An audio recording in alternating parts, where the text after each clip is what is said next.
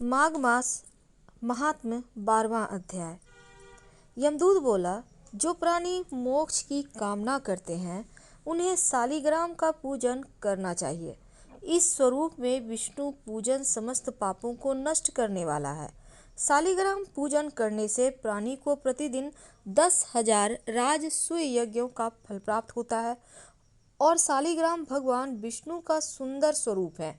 उनके पूजन से प्राणी के कठोरतम पाप भी नष्ट हो जाते हैं। भगवान विष्णु हमेशा शालिग्राम में ही विराजते हैं और इसी कारण से शालिग्राम पूजन किया जाता है। जिसने शालिग्राम पूजन किया उसने समस्त पृथ्वी का दान कर दिया। अब 12 शालिग्राम शिलाओं के पूजन का फल सुनो। स्वर्ण कमल द्वारा 12 कल्प तक 12 लिंगों का फल एक बार शालिग्राम के पूजन से प्राप्त होता है।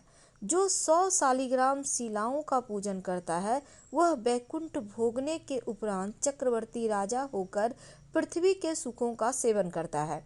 जो शालिग्राम की सदैव पूजा करता है वह वैकुंठ पाता है। शालिग्राम पूजन मात्र से तीर्थदान यज्ञ आदि कर्मों के फल स्वतः प्राप्त होते हैं। परम नाटकीय भी शालिग्राम पूजन के प्रभाव से दिव्य लोक प्राप्त करता है।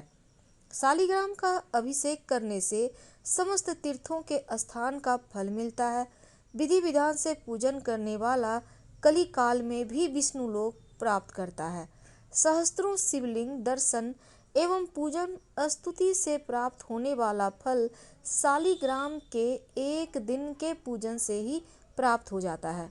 जहाँ शालिग्राम निवास करते हैं उसके पास समस्त देवता महात्मा रहते हैं। जो शालिग्राम के सम्मुख श्राद्ध करते हैं उनके पितर 100 कल्प तक स्वर्ग में रहते हैं। जो शालिग्राम शिला का जल पीते हैं उन्हें अमृत पान का फल मिलता है।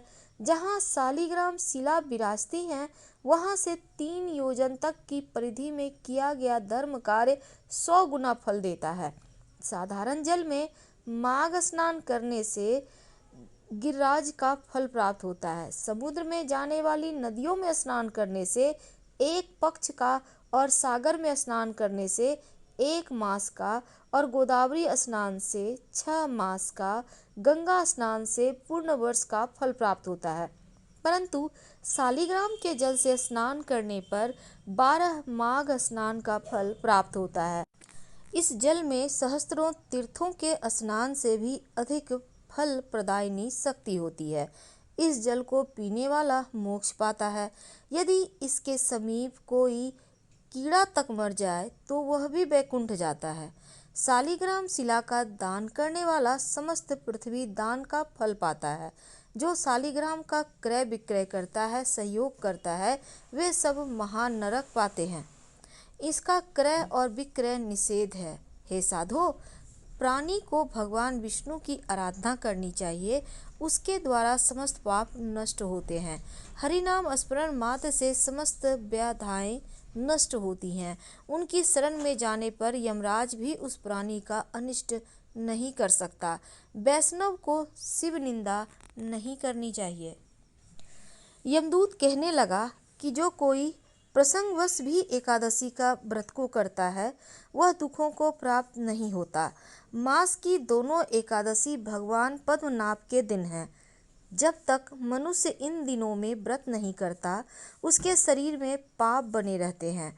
हजारों अश्वमेघ, सैकड़ों वाजपेय यज्ञ एकादशी व्रत की 16वीं कला के बराबर भी नहीं है। एकादशी के दिन व्रत करने से 11 इंद्रियों से किए गए सब पाप नष्ट हो जाते हैं। गंगा, गया, काशी, पुष्कर, कुरुक्षेत्र, यमुना, चंद्रभागा कोई भी एकादशी के तुल्य नहीं है। इस दिन व्रत करके मनुष्य अनायास ही वैकुंठ लोक को प्राप्त करता है। एकादशी का व्रत और रात्रि जागरण करने से माता पिता और स्त्री के कुल की 10-10 पीढ़ियां उद्धार पाती है और वह पीताम्बरधारी होकर भगवान के निकट रहते हैं। बाल, युवा और वृद्ध सब तथा पापी भी व्रत करने से नरक में नहीं जाते। यमदूत कहते हैं कि हे वैश्य, मैं सूक्ष्म में तुमसे नरक से बचने का धर्म कहता हूँ। मन, कर्म और वचन से प्राणी मात्र का द्रोह न करना, इंद्रियों को बस में रखना, दान देना, भगवान की सेवा करना, नियम पूर्वक वर्णाश्रम धर्म का पालन करना, इन कर्मों के करने से मनुष्य नरक से बचा रहता है।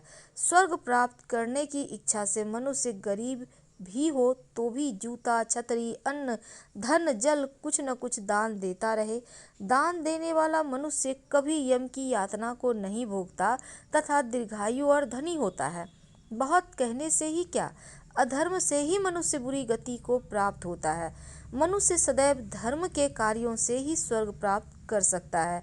इसीलिए बाल्यावस्था से ही धर्म के कार्यों को करने का अभ्यास करना चाहिए। माघ मास का महात्म 12वां अध्याय समाप्त हुआ। हम आपसे कल मिलेंगे 13वें अध्याय के साथ।